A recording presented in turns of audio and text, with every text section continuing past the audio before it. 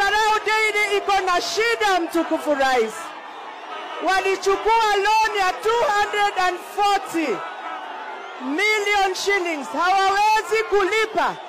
Mtukufu rais, vile unalipa madeni ingine, tulipie hii deni ya Olkalau Dairy, kwa sababu wewe una uwezo wa kufanya hivyo.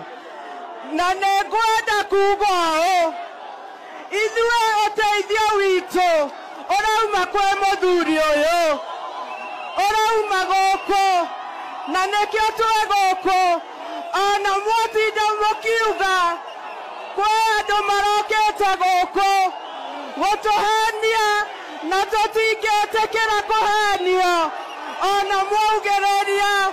Asante sana mtukufu rais, Mungu akubariki.